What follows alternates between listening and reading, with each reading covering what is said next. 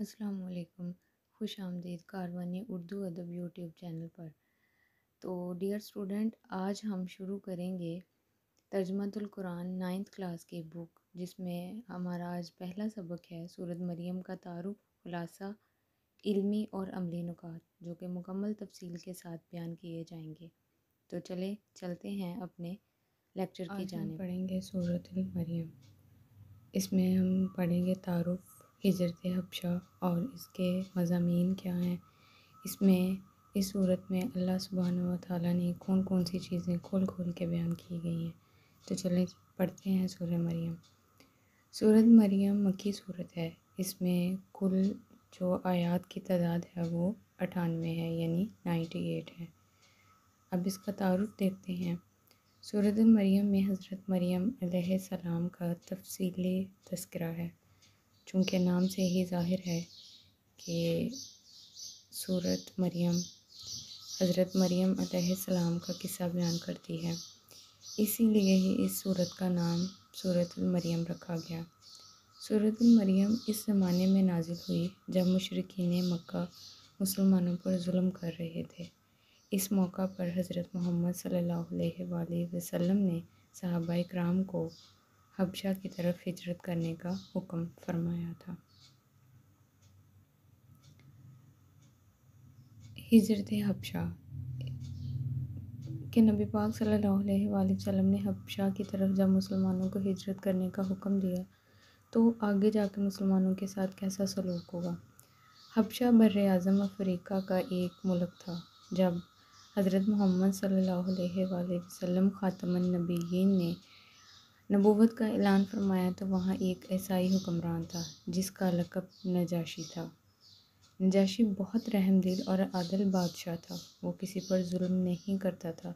نجاشی کا اصل نام اسفیما ہے۔ مکہ مکرمہ میں صحابہ کرام رضی اللہ تعالیٰ عنہ پر قریش کا ظلم حد سے گزر گیا تھا، یعنی کہ ایک برداشت کے لیول سے بھی زیادہ بڑھ گیا تھا۔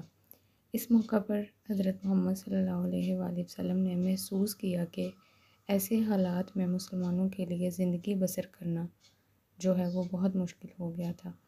آپ صلی اللہ علیہ وآلہ وسلم نے مسلمانوں کو حکم دیا کہ حبشہ کی طرف ہجرت کر جائیں۔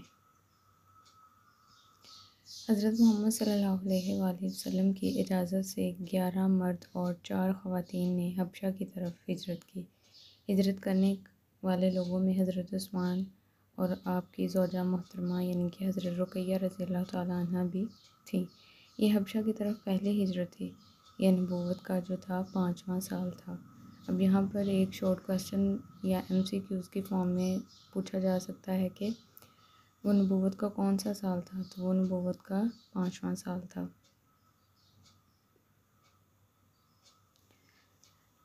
مسلمان امن کی تلاش میں حبشہ پہنچے، لیکن مکہ مکرمہ کے کافروں سے یہ بات برداشت نہ ہوئی۔ وہ چاہتے تھے کہ مسلمان کہیں بھی چین اور سکون سے نہ رہ سکے۔ انہوں نے تحفے دے کر اپنے کچھ لوگوں کو نجاشی کے پاس بھیجا۔ ان لوگوں نے وہاں قیمتی تحفے پیش کیے اور نجاشی سے کہا کہ ہمارے علاقے سے چند نا سمجھ لوگ بھاگ کر یہاں آ گئے ہیں۔ انہوں نے اپنے باپ دادا کا دین چھوڑ کر نیا دین اختیار کر لیا ہے۔ وہ آپ کے ساتھ بھی آپ کے دین کے خلاف بھی کریں گے۔ آپ ان کو ہمارے حوالے کر دیں۔ یہ بات سن کر نجاشی نے مسلمانوں کو دربار میں بلایا اور ان سے کچھ سوالات کیے۔ نجاشی کے سوالوں کے جواب میں حضرت جعفر بن ابی طالب رضی اللہ تعالیٰ عنہ نے نجاشی کے دربار میں بڑی پر اثر تقریر کی۔ آپ نے فرمایا، اے بادشاہ، ہم جاہل تھے، بتوں کی پوجا کرتے تھے، مردار کھاتے تھے، گناہوں کے عادی تھے اور پڑوسیوں کا حق بھی مارتے تھے۔ جو طاقتور ہوتا وہ کمزور پر ظلم ڈھاتا تھا۔ ہم ایسے ہی حالات میں تھے جب اللہ تعالیٰ نے ہم پر اپنا کرم فرمایا، ہم میں اپنا رسول بھیجا، انہوں نے ہمیں اللہ تعالیٰ کی طرف بلایا، بت پرستی سے منع کیا اور فرمایا کہ ہم سچ بولیں، خون خرابے سے باز آ جائیں، یتیموں کا مال نہ کھائیں، پڑوسیوں کا خیال رکھیں، نماز پڑھیں، روزے رکھیں اور زکوٰۃ دیں۔ ہم ان پر ایمان لائے، شرک، بت پرستی اور تمام برے اعمال چھوڑ دیے۔ اسی وجہ سے ہماری قوم ہماری دشمن ہو گئی ہے اور وہ چاہتی ہے کہ ہم اسی گمراہی کی طرف واپس چلے جائیں۔ ہم ان کے بہت زیادہ تنگ کرنے پر آپ کے ملک میں آ گئے ہیں۔ اے بادشاہ، ہمیں امید ہے کہ ہم یہاں ظلم سے محفوظ رہیں گے۔ یہ تمام چیزیں حضرت جعفر بن ابی طالب نے اس لیے بتائی تاکہ نجاشی کو جو وہ باتیں بتا رہے ہیں ان سے آگاہ ہو سکے کہ یہ مسلمان کس وجہ سے آئے ہیں۔ نجاشی نے حضرت جعفر رضی اللہ تعالیٰ عنہ سے کہا کہ وہ اپنے نبی خاتم النبیین صلی اللہ علیہ وآلہ وسلم پر نازل ہونے والے کلام میں سے کچھ حصہ سنائیں۔ حضرت جعفر رضی اللہ تعالیٰ عنہ نے سورہ مریم کی آیات تلاوت کی۔ نجاشی اور اس کے درباریوں پر بہت اثر ہوا اور وہ رونے لگے۔ نجاشی نے کہا، یہ کلام اور انجیل ایک ہی چراغ کی روشنیاں ہیں۔ نجاشی نے مسلمانوں کو واپس کرنے سے انکار کر دیا۔ اسی طرح مکہ والوں کا یہ وفد جو تھا وہ ناکام ہو کر واپس لوٹا اور مسلمان جو تھے وہاں امن اور سکون سے رہنے لگے۔ اچھا، نجاشی کے لوگ مسلمانوں کی پاک زندگی سے بہت متاثر ہوئے۔ کئی لوگوں نے ان کی دعوت سے مسلمان بھی ہو گئے۔ مسلمان ہونے والوں میں حبشہ کے بادشاہ نجاشی بھی شامل تھے۔ سورہ مریم کا خلاصہ جو ہے وہ توحید، رسالت اور آخرت کا ایمان ہے۔ یہ ایک طرح سے خلاصہ بیان کیا گیا ہے۔ آگے اس میں کیا کیا مضامین ڈسکس ہوئے ہیں وہ بھی دیکھتے ہیں۔ ہر مضمون کو ایک ایک کر کے دیکھیں گے۔ سورہ مریم میں اللہ تعالیٰ کی وحدانیت کا بیان ہے، یعنی اللہ تعالیٰ واحد ہے، اس کا کوئی بیٹا اور شریک نہیں۔ پھر 7 انبیاء اکرام علیہ السلام کا تذکرہ ہے، جس میں بتایا گیا ہے کہ کسی نبی کی معجزانہ پیدائش اس کو اللہ یا اللہ کا بیٹا نہیں بناتی۔ اس صورت میں حضرت مریم علیہ السلام کا تذکرہ ہے اور پھر حضرت عیسیٰ علیہ السلام کی معجزانہ تخلیق کا تفصیلی ذکر ہے۔ جو آخری 3 رکوع ہیں، آخری 3 رکوعوں میں قیامت کے احوال کا بیان ہے۔ اس دن اللہ کے نیک بندوں کو مہمان بنایا جائے گا، جبکہ مجرموں کو پیاسے جانوروں کی طرح ہانک کر دوزخ کی طرف لے جایا جائے گا۔ ہانک کر یعنی کہ ان کو پیچھے سے دھکیل کے مار کر آگے لے کے جایا جائے گا۔